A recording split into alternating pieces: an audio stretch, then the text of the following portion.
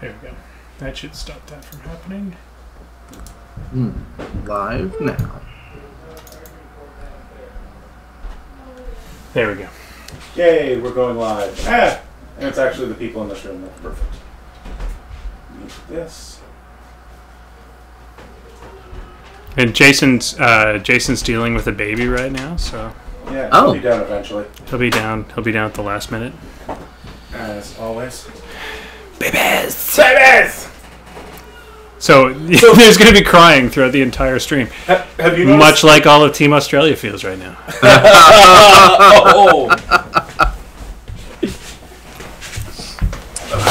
So did you see what Brad does on Facebook? He's like a movie extra? Yes. No, well, he actually, I think he works as we talked about this. He works as a consistency expert, I believe. Like, checks to make sure. He's the guy that, like, and so he makes gets sure the plate doesn't move. And so he gets to be in the background of everything because he's on set anyway? Mm-hmm. He's the guy who gets to yell continuity error. Yeah. That's when they actually listen to him as opposed to the rest of us. Yeah. I just have to vandalize Wikipedia. That's what he was telling me when we were at the con there. He'll probably be telling us right now that we're wrong. Shut up, you're wrong. Sorry, Brad, I can't see the chat. And Jason's taking care of babies right now. What's up? You know what we do need to do is put up the other banner behind Jason. Ooh, yeah. Oh, yeah. Yeah, we could totally do that. And then, you know... Oh, look, he changed into a shirt. Yeah, I gotta be...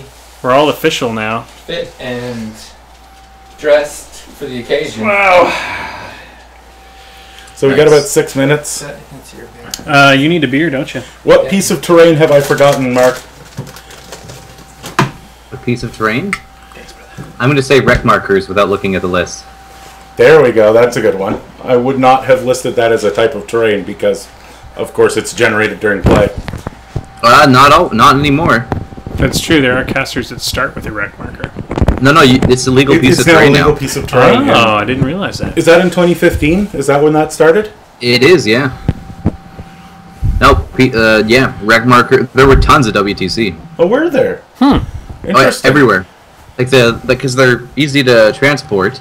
And they still have a big, they have a huge effect on the game.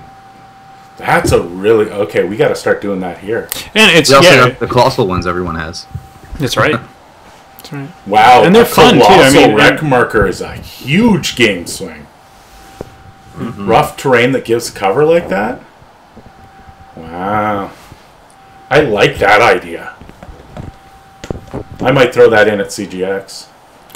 So, Jason. Yes. Move your headphone cable behind you. So put your headphones on behind your head. Yeah, it's almost best to... Yeah, exactly. That way you're not banging those against the mic.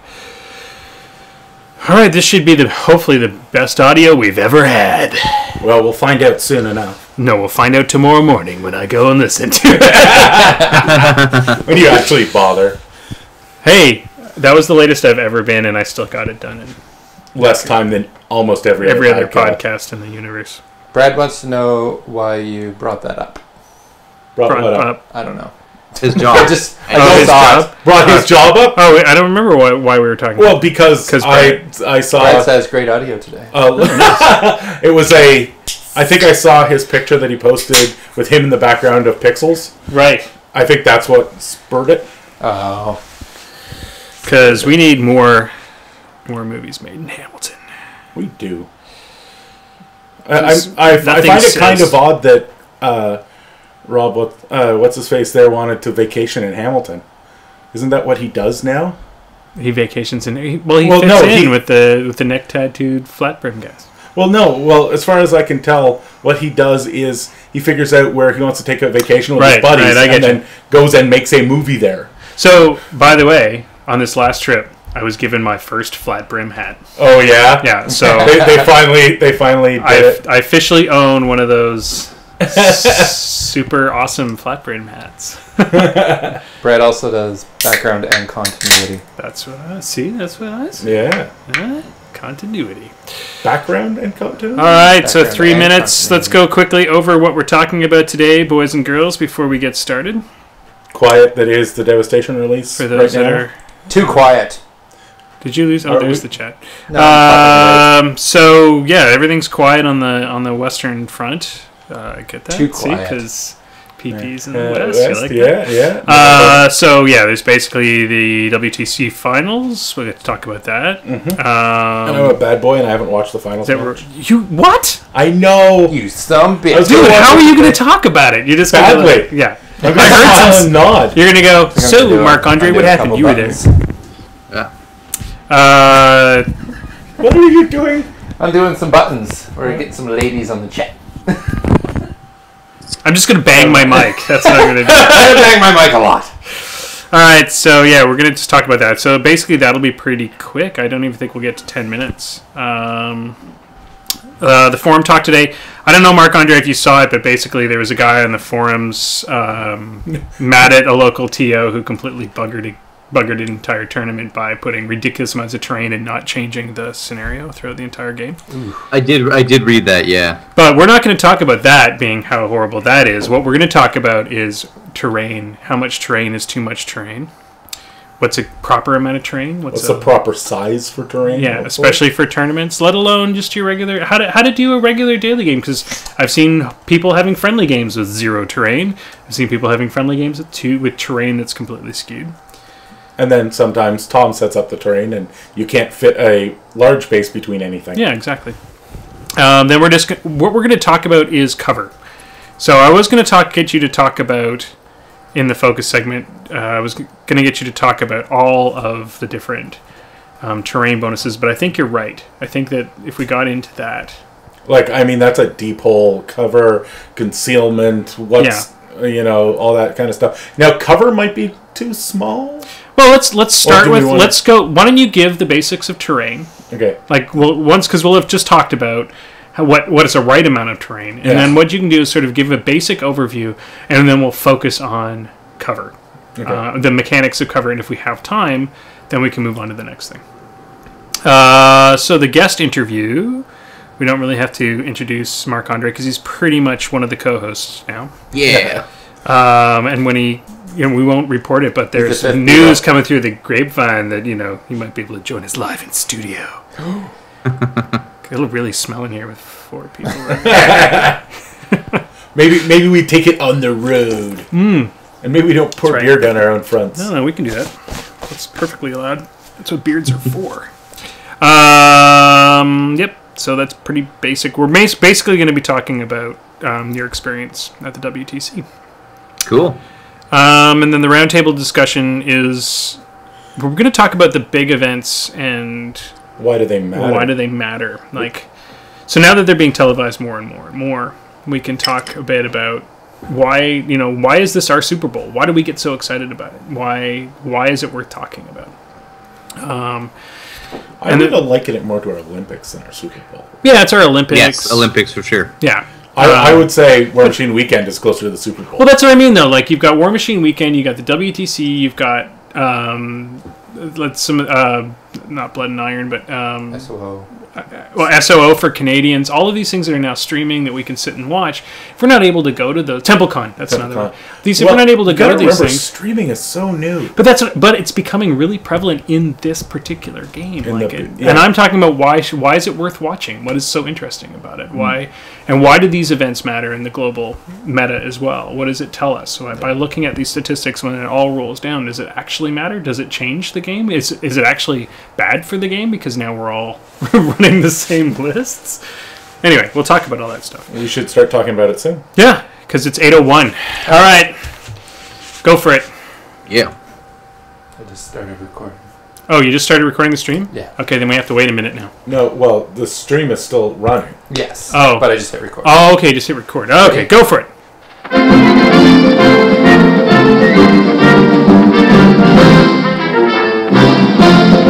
Welcome to This Death Clock Has 60 Minutes, the explicit All Warma Hordes news podcast.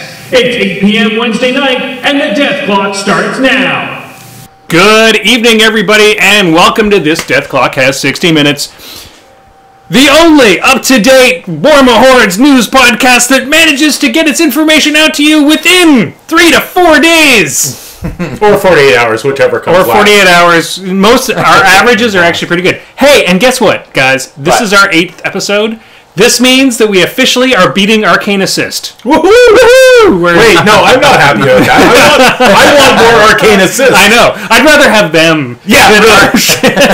Realistically, I'll take this shit over to his place and set it up so I get his podcast. Yeah, we're going to be like, Tim, we got to sit you down. It's time for a podcast intervention. Yes. So I'd like to I'll introduce myself. I'm the Myth Gorax. I am the guy who forces these guys to gather every Wednesday.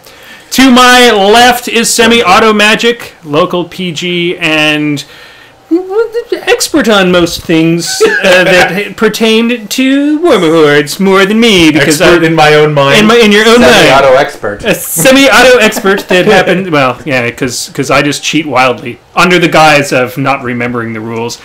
Over there on the chat is Maelstrom. That's me.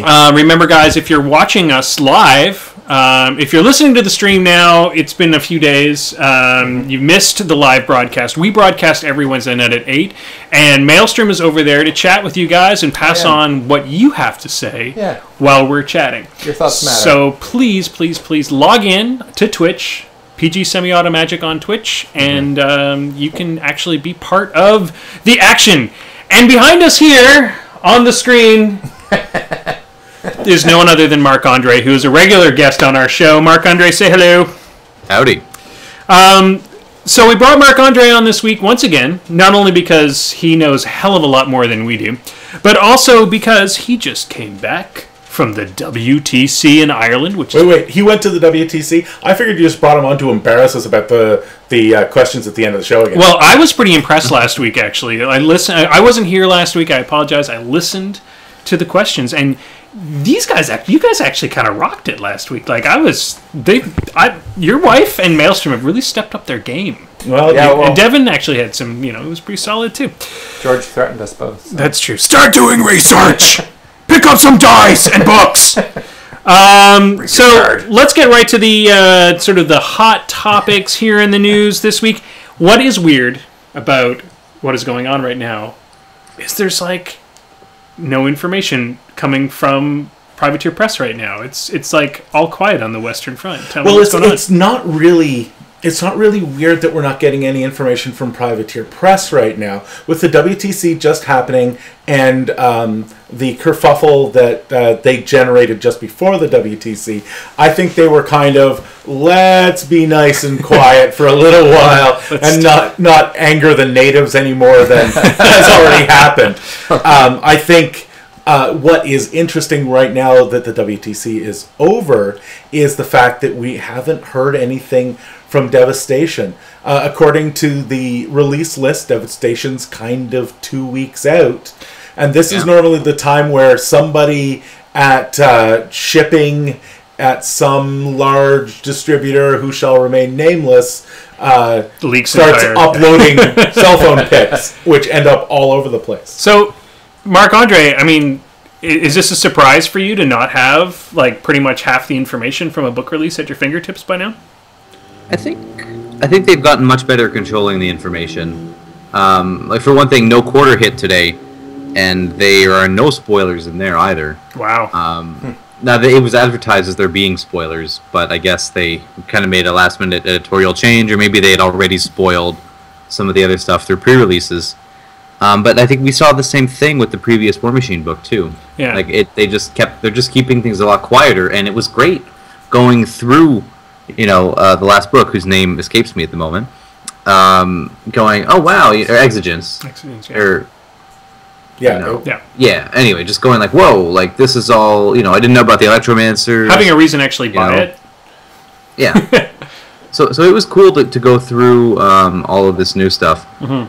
I have heard of a couple spoilers in this new book, such as some of the Blightbringer stats. Ooh. I don't know if that's true, but yeah, I've seen the Blightbringer stats. They don't strike me as 100%, but that might just be a personal thing. Maelstrom. Yeah. Are you excited about this release? Yeah, we're just talking about the Blightbringer on the chat here. How it's weird. We don't even have a picture of the actual model besides the the concept art. Right. There's barely anything out there. Well, this is going to be like the first big book release for your faction, It is, too. yeah. So, I mean, I remember the first book release for War Machine, especially when I knew that there was Cephalix stuff coming out, which was just last year. Or just last, like, months ago. By the way, if anybody is listening to us live in Ottawa, I happen to know there's exactly one Cephalix all-in-one box sitting at Kessel Run right now. Wow, there's like, exactly one of them. I just heard like 5 people pounding out the door. Yeah. Right now. What? Okay, so let's put that aside. We know the Devastation is coming, and when Devastation hits, guys, our plan is, as long as I am in the country, even if I'm not, what will probably happen is PG Semi-Automagic, Maelstrom, and maybe Marc-Andre will get together and go page by page, sort of give us sort of a play-by-play of what the book is going to has to offer. Hopefully, if I'm still in the country, then we'll do that as a live broadcast the moment it hits. So stay tuned for that. But let's move on from that, guys. Let's talk a bit about... there was like a big game somewhere in Ireland this week that some people went to. Marc-Andre... Come on, man. What? How was the WTC, dude? It was amazing. I mean, second time around for me, Ireland was amazing as well, just seeing it outside of the event. But the venue was fantastic. The organizers did an amazing job. The competition was somehow fiercer than last year. Mm-hmm. The games were tight. There were no big disagreements. Awesome. That's good. You know, it was just an amazing time. I would recommend anyone who thinks they have the skill to compete to apply next year. Well, it's going to be awesome. And we're going to get into super detail about that down the road. But let's just hit on, I guess, the big news, which was Team Australia coming down to one game. And I don't think... you can comment on this better, Marc-Andre. Did you pick Finland as a top competitor? No, they weren't on the radar. The Wombat was the favorite to win this year, I think. And I mean, what an upset! 2 games suddenly go. I mean, you know, on the stream it was wild. I mean, it must have been different being there, but on the stream it was wild. It was like Australia was kicking everybody's asses. Then all of a sudden, 2 games ended in Finland's favor, like out of nowhere, and they literally had to switch the stream over. Like, they're shaking hands, and Finland just won that one, and Finland, and then they switched to that finals game. I mean, what a crazy ending. You were there. Tell me, what was the atmosphere like?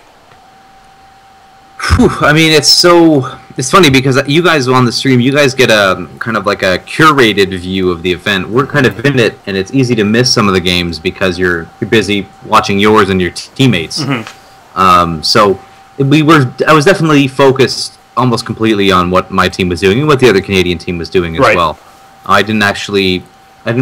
Wasn't following the finals or a lot of the top games too much, just because we were just wanted to do well ourselves. Exactly. I'll give you a little overview. Probably didn't get a great view. I'll give you a little overview. Basically, maybe one of what I consider one of the top circle casters players in the world. Mm-hmm. Threw his Kruger down the board in order to get a +2 bonus to hit. Managed to do 10 damage to his own caster, and then ran in, I'm gonna say Megalith. I want to say Megalith. Needed an 8 on 3 dice, had, I want to say, 4 chances at it. Managed to miss didn't roll a single 8, then had one last chance with his Warpwolf Stalker, who I believe needed a 9. And again, missed all 3 rolls. I think he won on 3 dice too. I'm just paraphrasing because it was a few days ago that I watched it. But I mean, this was funny because I was actually out of my seat screaming at my iPad going, "Are you fucking kidding me?" And I think my wife thought I had lost my mind. But it was that exciting. It was probably one of the most exciting, just crazy, wild assassination attempts I've ever seen. We're going to talk to you a lot more about the WTC in just a moment when we get into at about 8:30, guys. So if you're listening to the podcast, if you want to hear more about the WTC with Marc-Andre, we're going to get to that at about the halfway part in the interview. So we'll talk in way more detail. But I got to say that from my perspective, as one of the few people in this room that actually watched the finals all the way through, It was one of the most intense things I've ever seen. And I watched your game. I got to see one, I want to say the third round with you, Marc-Andre. I was in the fourth. It was in the fourth round? Yeah. So I got to see that as well. And we'll talk a bit about that because, I mean, I'd like to, I'd love to hear your perspective on how that game went. But we'll get into all of that. But right now, it's time for...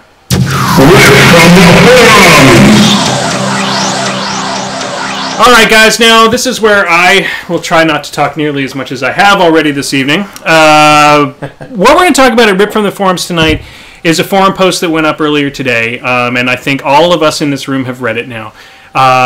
It started out as a complaint about a TO, and what do I do about it? I went to a tournament, and to give you a basic overview, I went to a tournament, and the TO who loves terrain had just made these crazy terrain-centric boards, had put up every piece of Warhammer terrain that they owned, and I did use the word Warhammer, and I use that on purpose because that's traditionally what Warhammer terrain boards look like, is heavy terrain.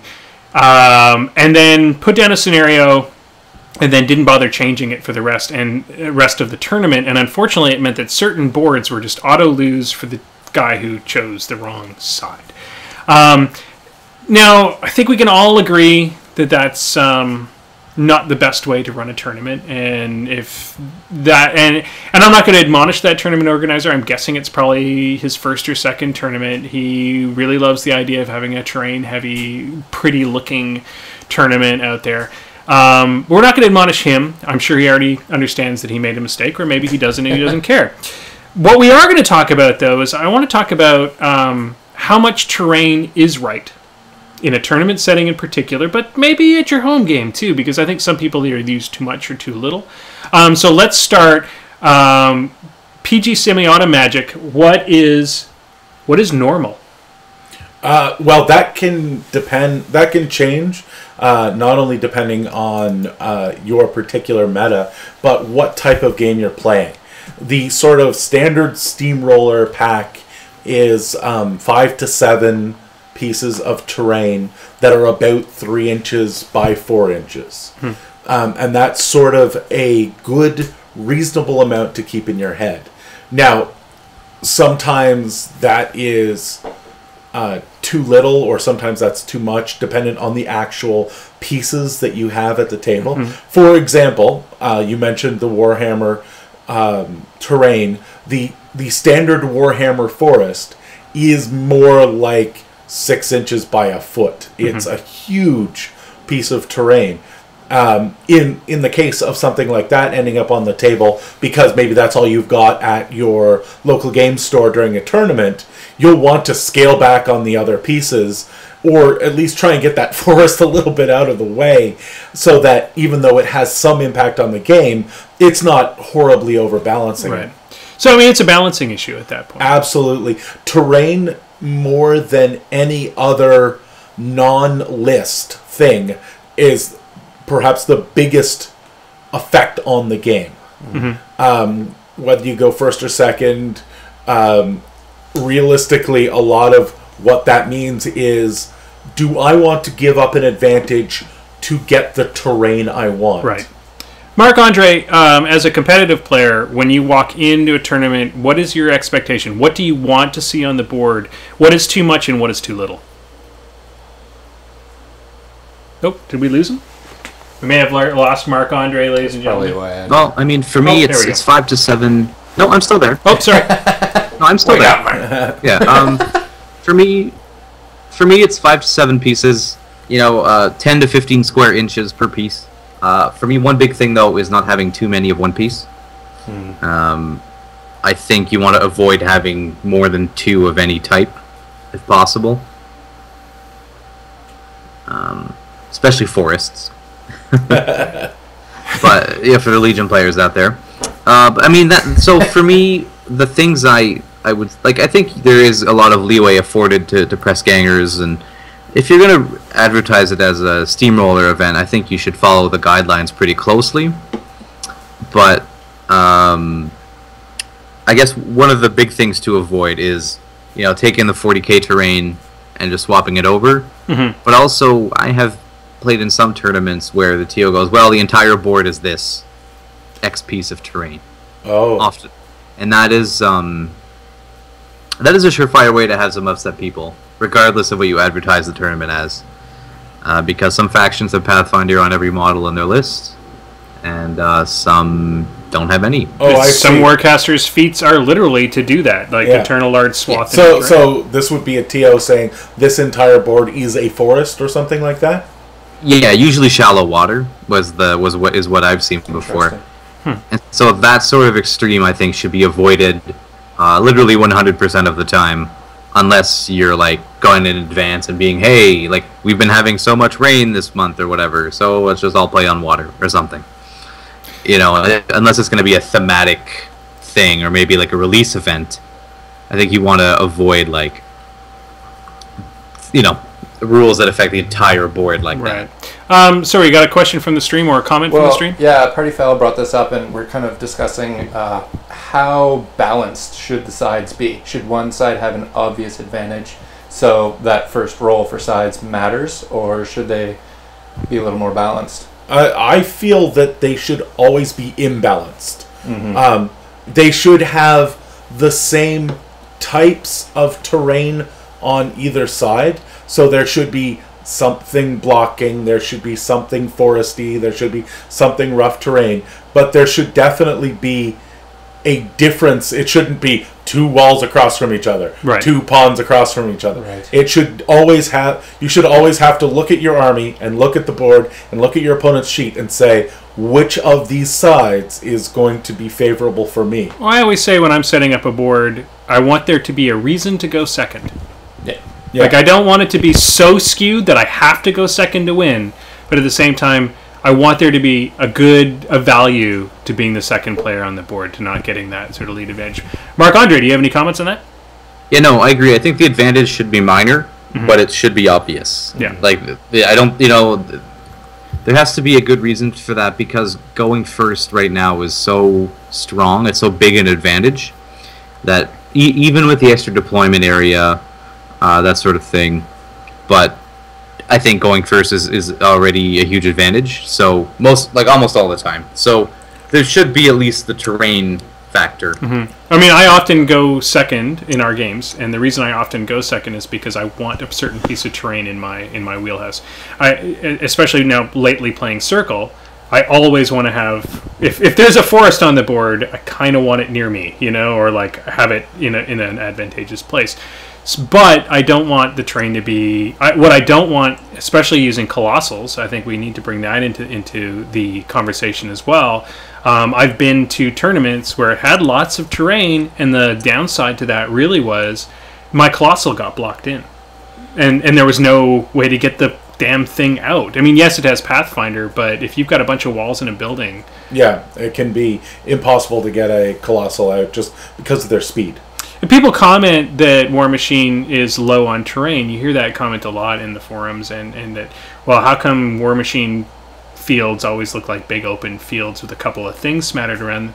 But I think it's the nature of having Colossals and huge bases in the game that we do need to have. If you want to play this game and you want to play it so that it's fun, you need to have relatively open terrain.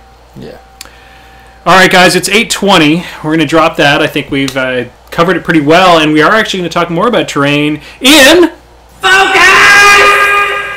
All right, PG Semi-Automagic, it's time for you to shine, sir. I'm going to hand over the reins to you, so to speak. It's time to talk a bit about terrain, but in particular, I want you to. We're going to. Tonight's segment's called Take Cover. We're going to talk about Cover 101, Terrain 101. Let's start by. Why don't you give us a quick overview of the types of terrain and the benefits they provide? Well, types of terrain that you will generally see. Now, I want to point out that there are a bunch of different types that have come out in No Quarters, in release events and stuff like that you will almost never see. But you are going to see at your local game store during a steamroller, you're going to see a linear obstacle, so like a wall, or a soft linear obstacle, which you almost never see, like a hedge. You're going to see a forest. You're going to see a piece of blocking terrain, like a house. you are going to see shallow water, and you're going to see rough terrain, and you will start to see wreck markers now that we have them. There are other terrain types, like deep water, that you will probably never see. Yeah. There are also obstructions, and if I have this right, they're the ones that you can balance a model on. So they're like a stack of crates or something like that. Again, it's one that you'll probably never see in a tournament. Because the crates would be an obstacle. Oh, sorry, an obstacle, not an obstruction. Obstruction would be a house or something. Right. The crates would be an obstacle. Right. So that's something. Yeah, obstacle. Sorry, to backtrack a little bit, what you meant was obstacle. We'd very rarely see obstacles. That's correct. You will almost always see obstructions. Yeah. They're things you can hide behind. Yeah. Houses, giant rocks, stuff like that. Okay, so that's the basics. Let's talk about let's go through sort of the basic defensive bonuses you get for. Let's say we've got a hill on the table, we've got a wall on the table, we've got a house on the table, and some water. What are the sort of things what are the basic bonuses and negatives for each one of those pieces of terrain? The first thing you're going to want to do is run for the hill, because the hill is pretty much nothing but good for you. You're going to get your +2 defense for being elevated. Because you are elevated, you're also going to be able to see over models with the base size the same as your own. The one thing that is potentially bad, and I've seen this a grand total of twice in the last 3 years, is that you can theoretically get knocked off an elevated object and take fall damage. Right. That rule is so rare that I can imagine a lot of people will go their entire career without ever encountering it. Yeah, I've only had it happen to me twice, and I did it on purpose because we discussed it at the beginning of the game, that if I fall off this cliff, damage happens to me. Okay, so that's a hill. What about a wall? Walls are wondrous things. Walls are a linear obstacle. So if you are behind a wall, so we will define behind a wall is any part of your base is obscured from any part of the model firing at you base, and that will give you cover. Cover's +4. As long as you're within 1 inch of the... as long as you are within 1 inch of it. So, and that being within 1 inch of it holds true for all things that give you cover, except I think for wreck markers you have to be standing in it. Right. And they've recently redefined standing in. Mark, you'll have to help me on this. That a wreck marker, you actually have to be in it, not in base to base with it. Correct?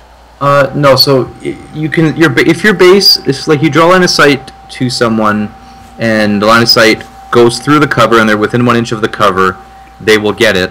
However, what the errata changed was that when you kill a warjack, if you're base to base with a warjack, you are not counted as being in the wreck once the warjack is dead.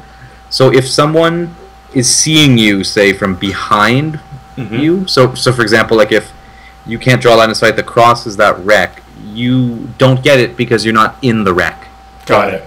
You would get it if, for example, you kill that jack and then you say you have reform or swift hunter or something, then you go into the wreck, then you'd get it. But if you're just base to base with the jack and you make it a wreck, you will not be benefiting from cover. Like, you won't be considered as being, like, in the wreck, I guess. So, I mean, there's some other types of terrain. Most of the rest of the type... forest works as blocking as well as if you're on the other side of it. If you're outside of the forest, works as a cloud, basically. And if you're in the forest, you get concealment. You get concealment, which is only +2. Which is only +2. And... it blocks within, I want to say within 3, you have to be within 3 inches? You can only see 3 inches into a forest. Right, so if they're beyond the 3 inches of the forest, then it still counts as you outside of the cloud type of thing. Yeah. And then water, of course, is just basically shallow water is rough terrain. Deep water is basically a Crix bonus, and you're letting the Crix player win, or the Horde minion player win if it's there. But so let's leave that aside and let's just focus in on cover a little bit, because I think that's where... I mean, it came up just recently. Last night, Monday night at our local game, somebody was confused about cover again and how it works. And it only works for range stuff. Correct?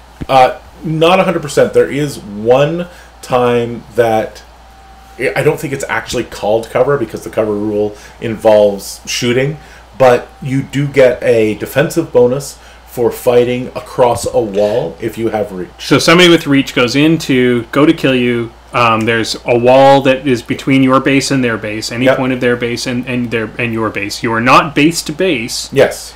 If you were base to base, that would be negated, correct? Even if there was a little tick of wall that comes in between? I believe so.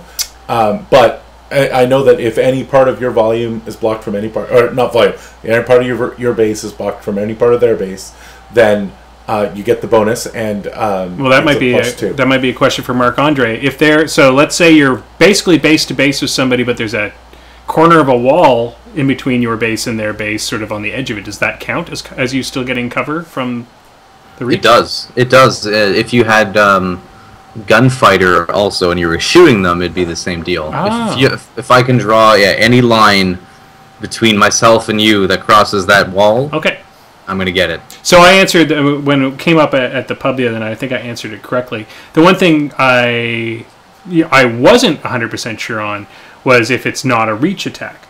So if it's just if you're base to base and there's a wall in there, but you're not using a reach attack, you're using a melee attack, does that count as you having? Does that cover still come in the same as doing a reach attack over a wall? It'd be a bit tricky to get it to, like, there's not going to be a lot of situations where that happens, but yeah it would. Yeah. Okay, so that answers that question. Tell me a bit more about cover. Where George, what are the situations where cover comes up? Well, mostly when you're being peppered with shots from your local Signar player or something like that. You may have been in that situation. And you dive behind either a wall or the corner of a building, something that is going to give you cover, some kind of either obstruction or wall. As we've said previously, any part of your base is hidden from any part of their base, and you are within 1 inch of that object giving you the cover, then you're going to get the cover bonus, which is +4. Which is huge. Yeah, +4 is massive. It is basically an entire die plus a little bit. That's why Ecane behind a house is a thing. Yep. Okay, so what are ways that bonus, like we've already talked about, one way is getting base to base, getting rid of all of those line of sight issues. Are there other ways that you lose terrain bonus? Or cover bonus, I should say.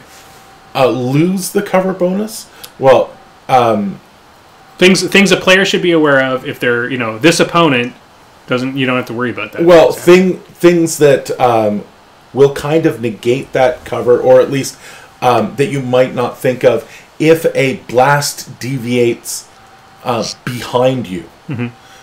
Things like shield wall and cover that you might be getting from a wall, because the starting location of the blast is actually on the other side of the wall, you don't get that cover bonus. Okay.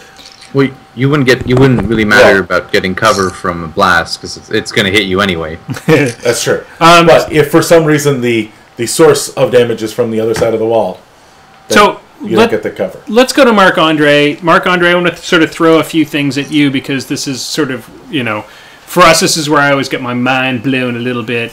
Can you tell me some of the...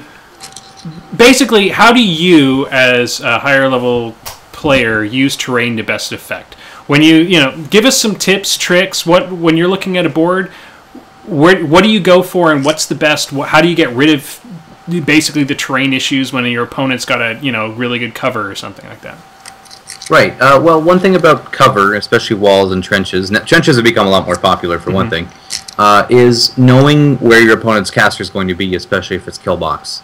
If you see a juicy piece of terrain, and you are allowed to measure pre-deployment how far these pieces go. If you go, oh look, this wall is 14¼ inch forward, so my opponent can place his caster there. Now, one argument would be to say, well, sweet, now I can protect my caster. But on the other side, you go, oh well, I know he's going to put his caster there, and you can plan that way. So you sort of know what their game plan is going to be down the road. So that's for cover. Now another one would be hills. Hills allow you to ignore models of your own base size or smaller, along with any models, as long as they're not within an inch of what you're trying to shoot at. This is amazing for colossals. And so knowing that there's a hill roughly 10 inches from your deployment line means you can run your storm wall there, and you'll be able to shoot pretty much anything you want. Forests, to be especially avoided, or at least you got to keep them in mind when you're playing against Legion, because they ignore them for pretty much every way they want. They're Horbeasts do anyway, so that is one thing to keep in mind there. So denying your opponent terrain is not so much not letting them take it, it's trying to guess at how it dictates their game plan. Right. So sort of knowing you basically are one step ahead of them, because they're gonna want to use those things or have to move that direction. Yeah, it's sort of thinking, okay, what are they? And this is a little tougher to guess when you're playing against trolls because of the Earthborn Animus. Right. They get huge advantages from walls, water, you name it, really. Pretty much every one thing. Like for one thing, like against Trollbloods, that shallow water is both rough terrain and shallow water, and so it gives +2 defense and speed. Well, and on top of that, they have, if they've got Janissa in their list, they can just throw another wall down wherever they need it. So yeah, of course, you can't really plan for where that terrain's going to be. So something that came up recently for you and I is a Colossal doesn't gain the defensive bonus of being on a hill, or cover either. Am I correct on that? Yeah. Go ahead, Mark. Well, the Colossals do get one bonus from terrain, and that's if you're attacking one in melee over a wall. It still gets the +2 at that point. Okay. But when they can never, because that attack over the wall is neither cover nor concealment, the rule that is written for Colossal says they can never benefit from cover or concealment, or I think stealth. I think there might be something else. I think it mentions hills specifically too, or the elevation bonus, I should say. The elevation bonus. Yeah. Now, one thing... But I think a lot of people forget about that when they immediately run their Colossal towards a hill thinking, sweet, I got +2 defense. Yeah. But it doesn't count. One thing to remember is that it says does not benefit from the, say, concealment bonus. That doesn't mean that you can't cast spells on it that would give it concealment, especially if that spell does something else. They are a perfectly valid target. It won't do anything. Doesn't give them a concealment, but maybe if this gives them concealment and +2 defense, it's not that it becomes an invalid target. You can still give it concealment all day long. It just won't benefit from it. All right, guys. I think we've kind of covered. I think we did a good job covering that, and I appreciate that bit of insight, because there's always going to be more questions about terrain types and dealing with them. We could have an entire discussion about trenches, and I think next week what we really should do is we should move on to the next couple of different types, because I think there's a lot more to talk about here. And honestly, we could have whole episodes that just deal with terrain. But I think it's time to move on to the guest interview. And the reason why I want to move on so quickly tonight is because there's a lot to talk about. Not a lot of people get to go to the WTC, and if you're just tuning into the show, we've got Marc-Andre on today, and going to the WTC, I think, is a huge privilege. It's something that not a lot of people get to do. And having somebody that we can just sort of reach out, grab, and say, tell us what it's like, is kind of a cool thing. So that's really one of the reasons we brought Marc-Andre onto the show today. So Marc-Andre, let's start right off the top. Sure. Tell us a bit about how you got to... What was the road to the WTC for you? Well, like everyone else that made the team, we had to apply. There's a committee set up of about, I think it's 7 or 9 members. I think it's 7. Basically, they pick the captains, and then the captains, in consultation with the committee, pick the remaining members for each team. So we had a more or less resume to fill out. Pretty big questionnaire. Probably took a few hours to fill out well. Some players took a lot longer than that. And, just describing your competitive achievements in the previous year. There's, practical questions about the meta, like how you feel, what factions will do, and how. Just sort of things like what to play, where you feel certain factions are at any given point in time. And then once the applications were done, the captains were picked, and they picked the players. And, okay.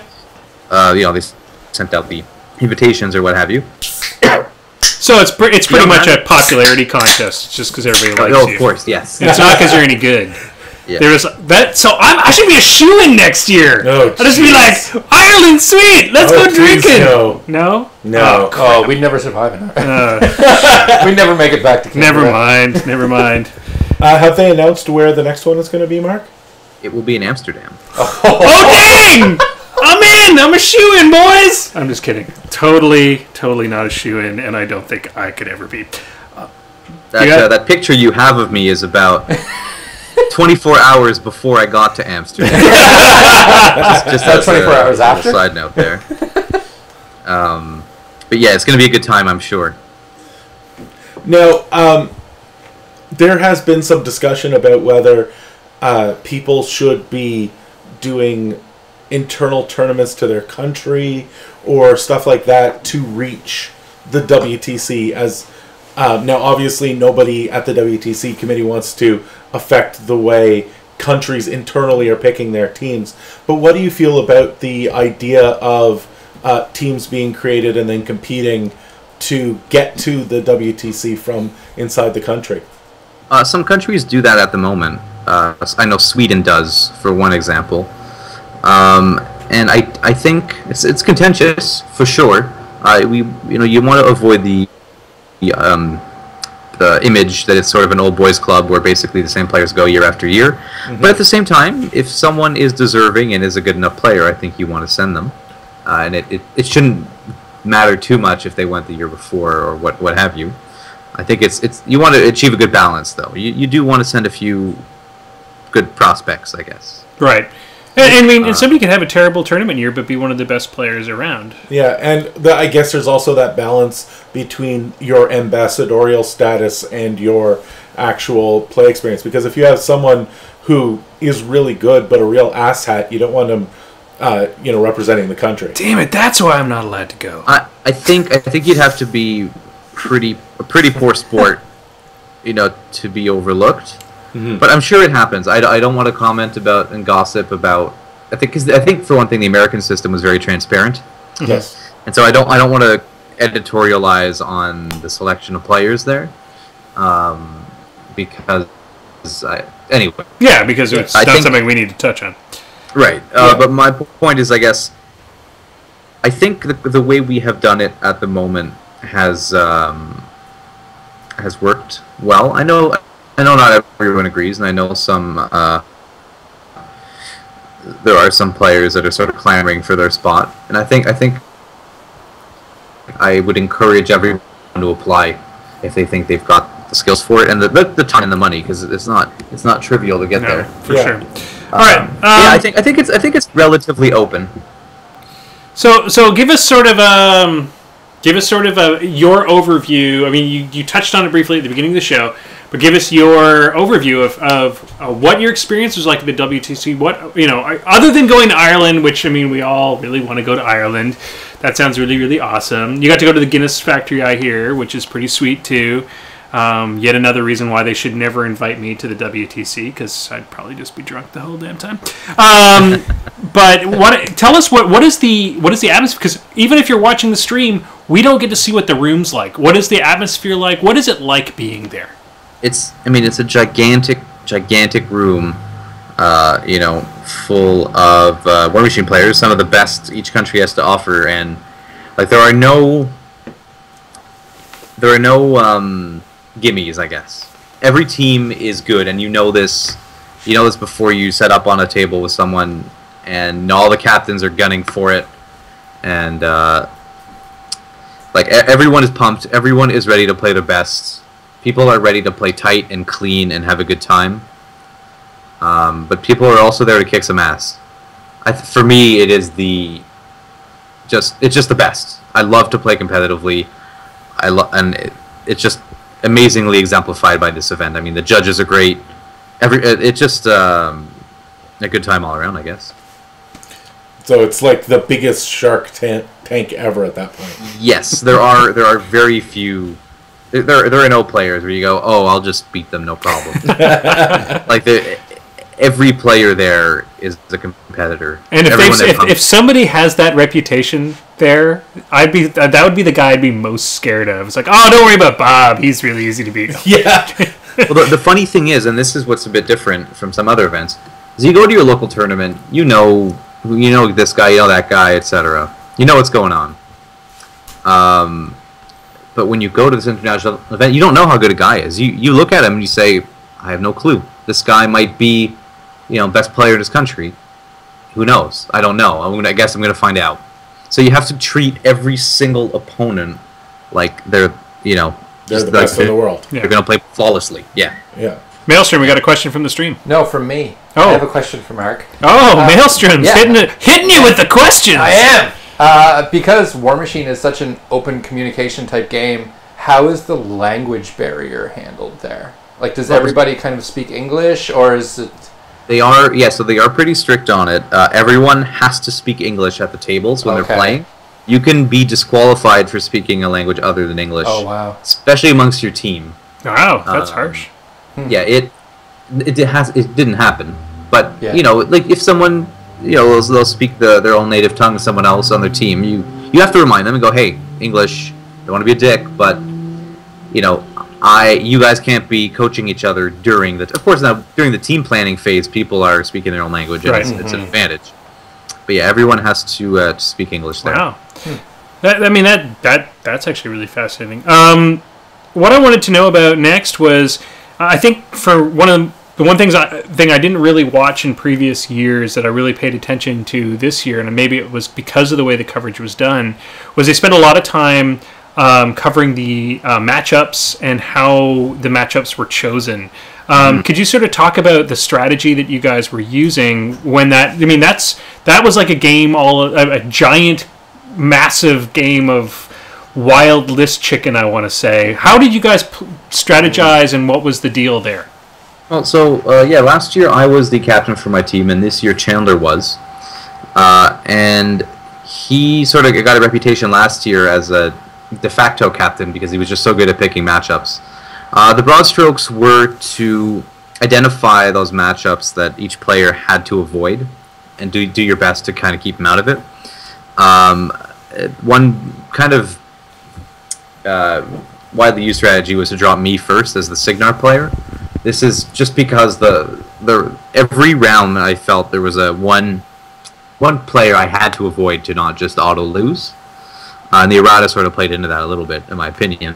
But anyway, so by dropping me first, I could avoid playing one of those players.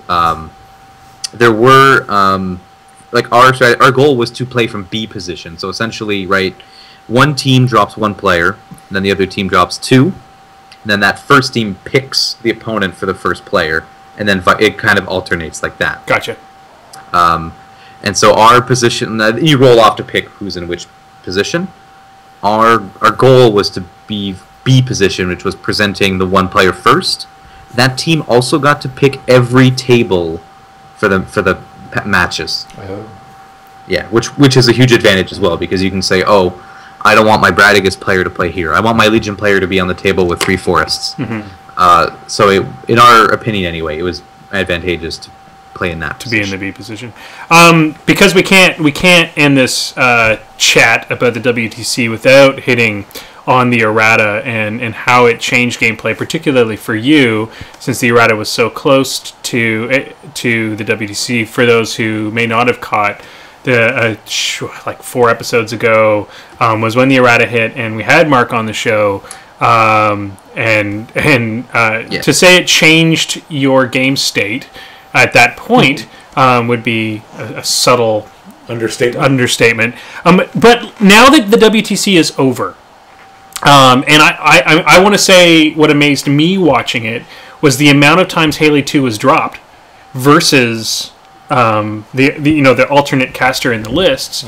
How do you feel, Haley? How did the errata actually change your game in the end? Do you feel like it still changed your game state that much, or was it just a list issue? I think I would not have played Signar had I known the errata was going to be in effect. Okay. To the point that And you know what? The funny thing is, I was discussing the changes with, for example, James Morehouse that I played against, Tom Guan, and I was saying, well, look, here's how the errata messes up Haley. And I went, look, for example, Kruger 2, when he feats, he now pushes the Squire away from Haley, which shrinks her control area during her feat. Denegra 1 can feat on Haley, and it shrinks her control area. And they both looked at me and they go, I never thought of that. They're like, oh my god.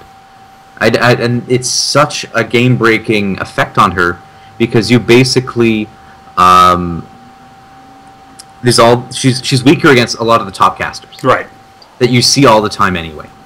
I dropped Siege 3 times. I dropped Haley 2 3 times. I think overall Haley 2 is dropped 54% of the time by Signar players. Whereas I would have expected 70 plus pretty consistently pre-errata.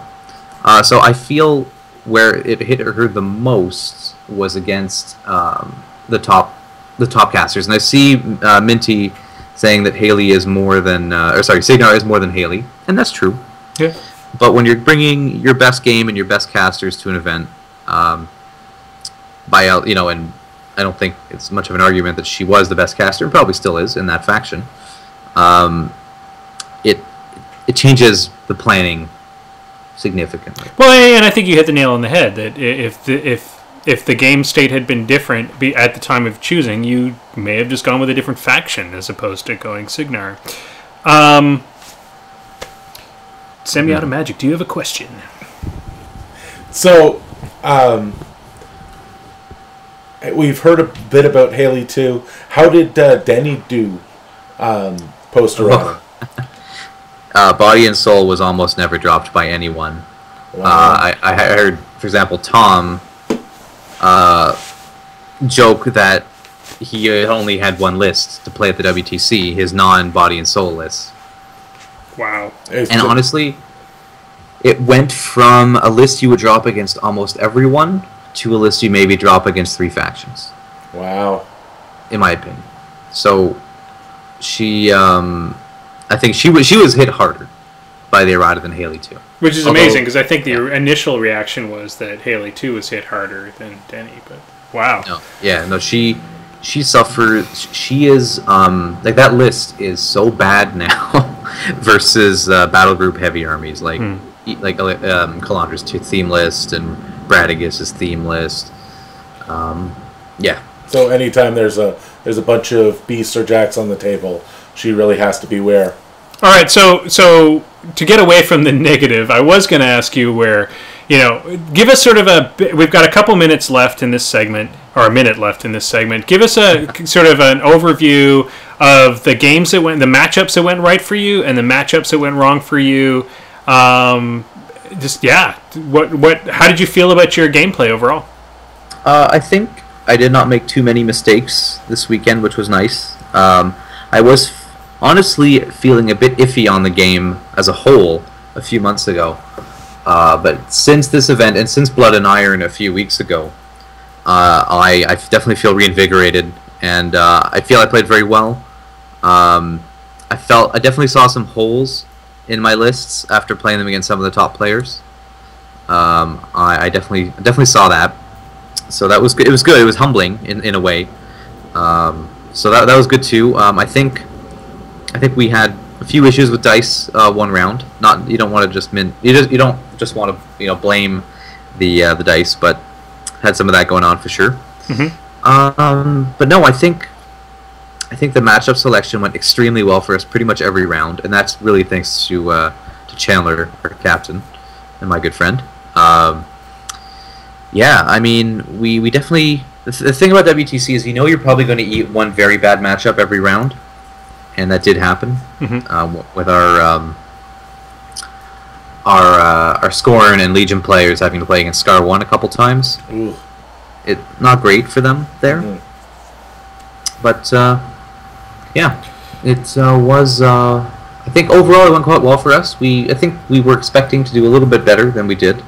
But that's the thing about WTC is humbling experience for a lot of people. I mean, the American teams that were favorites did not do perhaps as well as they thought they would. I know Team Wombat sure didn't. Rocks can't roll 8s, man. Rocks can't roll 8s. So I think, I think regardless of how well you think the matchups are going to go for you, it's going to come down to dice, and it's going to come down to little mistakes that cost you the game. Man, I appreciate the openness, the ability to just sort of pick your brain on this stuff, and I mean, we can't wait for next year. Glad that you're reinvigorated on the game. That's for damn sure, because you doing so well and being close friends of ours makes us more excited about the game overall, I think, is what I'm trying to say. But it's time to leave all that behind, Maelstrom, because it's time for The Lightning Round! Right, ladies and gentlemen, 10 of the hardest questions in War Machine are right here on my iPad. And we have the reigning champion of the Lightning Round with us today, Marc-Andre LeBlanc, who knows the answer to every question I ever throw out there. The only way that he does not know is if these guys manage to buzz in faster, so you can see them on their buzzers right now. They're like, or if I mute, or if Maelstrom, Marc-Andre. But then he calls a judge over, it gets messy. Judge! Yeah. We'll never hear it. And of course, the 10th question, as we all know, is the Minty Fresh question of the week. The Minty Fresh question of the week is back, now that I'm back, because the Minty Fresh question is sent to me privately in my own special Minty chat. Lucky bastard. All right. So those of you on the chat who have not participated in the Lightning Round before, unfortunately, you're 15 seconds behind. But I encourage you to try to answer on the chat, because Maelstrom's going to keep track of the person on the chat that does get the most right answers. Realistically, 15 seconds behind is only a very slight. Normally it would not be a problem with Mark here. It kind of screws us all up. All right, because it's like it's competition. But I tried to put in some questions for you guys this week that might give you a little bit of a heads up. But we'll see how it goes. So, question number 1: what is the defensive bonus for being on a hill versus ranged weapons? George. +2. It is +2. That's 1 point, George. Yeah. Number 2: what is the full name of the Great Prince of Umbre? Marc-Andre. It's Vladimir Chepeshi. It sure is. Vladimir Joe Pesci. Question number 3. How many inches does advanced deployment give you over the established deployment zone? Marc-Andre. It's going to be 6. It is 6 inches. That's 2 for Marc-Andre, 1 for PG Semi-Auto Magic.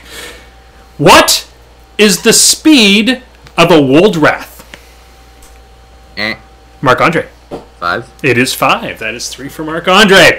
Looking at mine right here. Question number... Oh, sure, he's got a monkey sitting right in front of him. All right, so question number 5. What is the penalty for having crippled movement on a jack? Crippled movement. Your movement's out. What's the penalties? All of them? Stationary. Yeah. Well, okay. Go for it. So, your defense drops to 7. Yes. You can't make combat actions. So, like, no charging, no slamming, no trample, or combat movement actions, I should say. I think that's it. That's it. Yeah. All right, so there's a point for... But you can't run either. You cannot run or charge, yeah. So, quarter point to Marc-Andre. Question number 6. What is the defense of a Forsaken? Marc-Andre. 14. It is 14. I was paying attention to the chat. I didn't even hear it. Come on, man. I should. All right. Fuck. What is the name of the Rulik battle engine? Marc-Andre. It's a siege crawler. Full name, please. Is it Horgenhold siege crawler? Sorry. It's Scorkston. Hammerfall. Siege Hammerfall. crawler. For that, I'm taking a point away from Marc-Andre. All right. Hey, no fair. All right, question number 8. Name 2 models that can claim an epic rat of 9. 2 models of the rat of 9. Marc-Andre. Iris and Kane. It is Iris and Kane. Oh. 2 Iris. The only 2, I think. The only 2 in the game. I didn't want to say the only 2, because then I'd be like, Marc-Andre would be like, no, you're forgetting when Mode gets his +8 bonus from a... All right. What is Carver's full title? Oh. I give you a partial one. Lord Carver? Lord Beef Carver. It's Lord Carver, bringer of most massive destruction, Harris. Esquire the Third. Oh my god. Okay, so you got the bonus points because it's BMMD Esquire the Third, and I was going to make a bonus point question that if you knew what BMMD stood for. Bringer of most destruction. Bringer of most destruction. Wow. You just really schooled these guys. All right, so it's time. Minty got it. Of course, Minty got it. All right, it's time for the Minty Fresh question of the week. The only person that can't answer this question is Minty himself. Shut up, Minty. All right. He always gets this one right. I don't know why. What type of jack is Rutger Shaw featured with in the artwork for the Iron Kingdoms book, and what 2 names has it had? Ooh. Okay.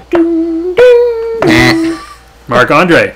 It's an ironclad named, I want to say Rex. I only got the one name though. Rex sounds It is actually a Toro. A Toro. Oh It's my a god. Toro, a Nordic Warjack chassis. It can actually be kit bashed from the Mangler, and its original name was a Muck. And it was changed to Rex because Terran kept calling it Wreck, and they got it wrong. So, that was the Minty Fresh question of the week. And that was a ridiculously tough Good one. question. Yeah. So, that is actually, we're sitting at 8:58, ladies and gentlemen. The death clock has not wound down yet. We have a couple more minutes, which gives us time to talk about some local events, some cool things coming up. PG Semi-Automatic, what do we have coming down the pipeline? Well, the next event that we're staring down is, of course, we have CGX coming up at the beginning of the month. If you are local to the area, or even, Kingston or Montreal, anywhere close by, I would tell you to come on out. The Capital Gaming Expo this is its first year, and for War Machine, we're running 2 events. The first day, we're running another one in our tournament series, so that's going to be a standard 50-point steamroller.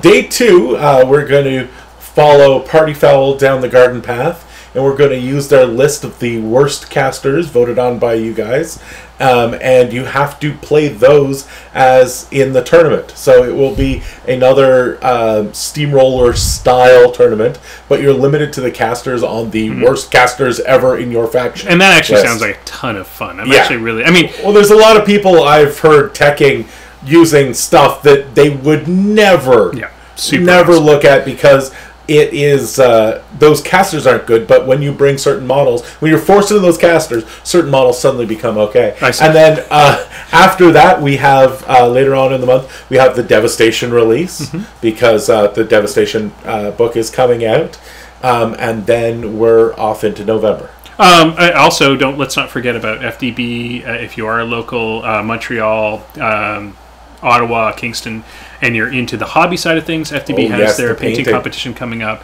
And I had a quick question for that bottom of the barrel thing. Yeah. Are you guys allowing theme lists? We'll have to contact Evan about that. He's running all that. I suggested to Party Foul that they not allow them, but that is just one man's opinion. Because Legion is quite strong with the list they've got there and theme lists. Anyway, that's just my we'll have to see. So Devin will be around to answer that question. Our new PG Devin is going to be running that event, so we'll poke him and see what falls off. All right, guys, we are going to start wrapping things up. There are a few different things that we just have to do as a regular deal. Party Foul is on the stream, and they are allowing. Party Foul has decreed that they are allowing. So what's that? So that's up to the TO as far as. Yeah. So Party Foul, when they're doing theirs, are allowing them. We have not yet heard from RPG Devin to find out at CGX whether they'll be allowed. All right, guys, so there's just a few little wrap-up notes for tonight. Don't forget that if you're watching the stream live right now and you don't have a chance to watch us next week, there is a bazillion different places that you can join us. If you are not able to find us on the internet, then you are interneting wrong. You can find us on Facebook. Just go to Facebook and type in Moose Machine. We'll come up. Yeah. Otherwise, you have to look for our old name, which had swearing in it, which made people angry, so we got rid of it. Of course, you can find us on our Twitch stream, which is under PG_semi-auto magic. I'd spell that for you, but I would get it wrong and just screw you up. So just go to Twitch and find us there. Please subscribe to our channel because you actually get notifications a couple minutes in advance to tell you. Devin's on the stream and he said no. Oh. No tier. There we go. No tier list. We've got the answer from the TO. Ooh. There's a battle now.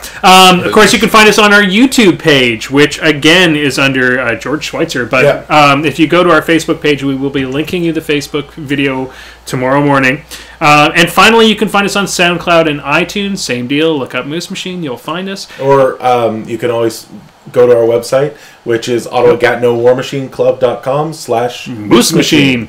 So there's like a bazillion different ways. What we do try to do on our website and on our Facebook page, Facebook page really is the best way to kind of keep in touch with us, is we try to keep you up to date with all the up-to-the-minute news. We'll also tell you if we're going to be doing special broadcasts. Hopefully within the next few weeks as the winter hits and my travel schedule gets better, we'll start streaming some fun games between the four of us here in this room. Because somebody might be coming around. We might have to drag him out to play games every once in a while. And unfortunately, ladies and gentlemen, I am your host. What is my name again? Mythgorax. And, of course, say goodbye, Semi-Auto Magic. Goodbye, Semi-Auto Magic. Goodbye, Semi-Auto Magic. And say goodnight. Say goodnight, Marc-Andre. Good night, Marc-Andre. All right, good night, everybody. The death clock, we've just passed it. It's dice down. Dice down. Okay, stop recording. All right. Stop recording, but you can leave the stream running for a little bit. Leave the stream running. Thank you, everybody, for coming out. It was very nice. How many people did we have out tonight? We had a few people. Quite a few. That's great. great. Lots of Chat people. was busy. Yeah, we like to have lots of people on the chat.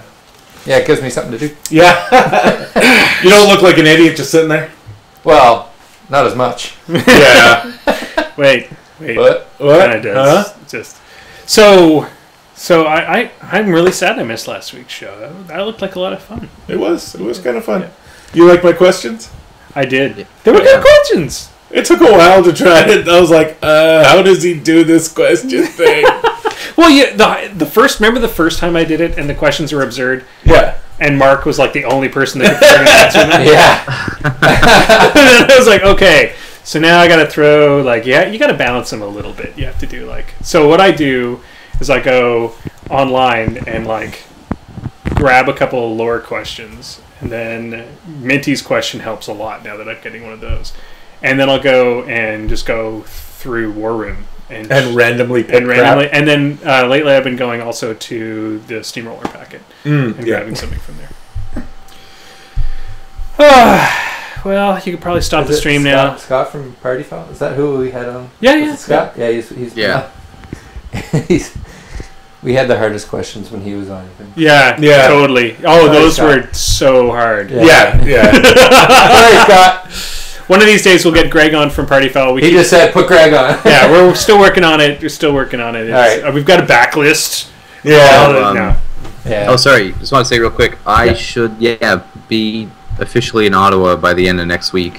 Whoa. So, yeah. That's an official report. Faster than I thought. Nice. The people on the stream now know. Yeah, that's what I thought too. We should have stopped. So what we'll do is we got to let Tim Harvey know that you're going to be in town for the tournaments now, for the tournament series, because he's banking on nobody being able to unseat him. So that he'll make it into the finals. Hello. Tim Harvey has yet to beat me. So Scott says no more World Enders for you, Mark. I will make sure to bring a list just for Tim. Awesome. What I'll do is I just won't go to a tournament for a while so that Tim still has some confidence left. And I'll go so everybody gets some confidence. All right, Marc-Andre, that was awesome. Thanks, buddy. Thanks, Mark. Cheers, guys.